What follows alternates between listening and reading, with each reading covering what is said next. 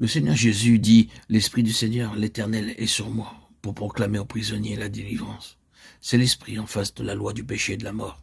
L'apôtre dit, « Et vous n'avez point reçu un esprit de servitude pour être encore dans la crainte, mais vous avez reçu un esprit d'adoption, par lequel nous crions, « Abba, Père » Romains 8, 15.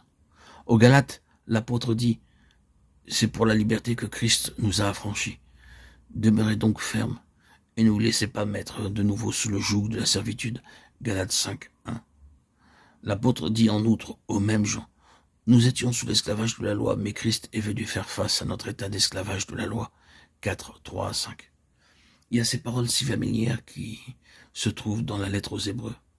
Ainsi, il délivre tous ceux qui, par crainte de la mort, étaient toute leur vie retenus dans la servitude. Hébreux 2, 15.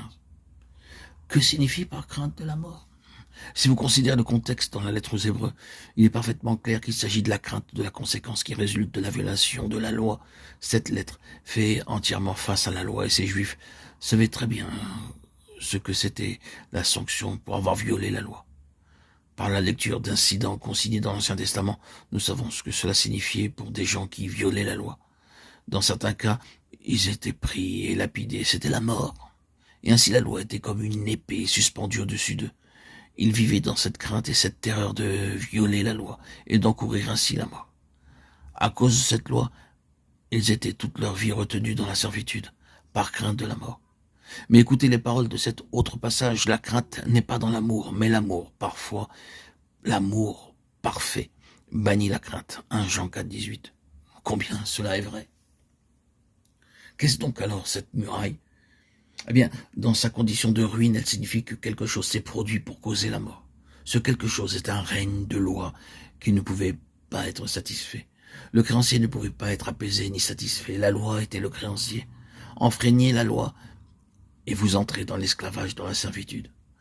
Se trouver ce terrible fardeau de la loi, c'est la mort à l'égard de tout, la mort tout en vivant.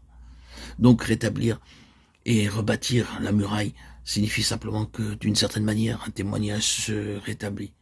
Le témoignage que le peuple du Seigneur est un peuple libre, que le créancier est complètement remboursé et renvoyé à ses affaires, qu'il est satisfait. Cela signifie que la mort a été détruite, l'esclavage brisé. Ils ne sont pas seulement tirés d'affaires, ils ne sont pas simplement libres et laissés pauvres. Ils sont dans l'opulence avec des richesses célestes en tant que peuple riche et libre du Seigneur. Ne convenez-vous pas qu'il y a aujourd'hui parmi le peuple de Dieu la nécessité de retrouver quelque chose de semblable, que ce soit la loi de l'Ancien Testament ou celle du Nouveau? Un très grand nombre de gens ne jouissent pas de la liberté de la vie dans l'esprit. Même le Nouveau Testament, malgré ses grandes doctrines, s'est cristallisant un système de loi et les gens sont rabroués par cela. Le fondamentalisme est comme cela. Le fondamentalisme en tant que tel peut devenir simplement un autre système de loi sans vie. Ces vérités sont exactes, mais en lui-même, il tombe dans la catégorie de ce dont parlait l'apôtre quand il faisait la distinction entre la lettre et l'esprit. Romains 7, 6.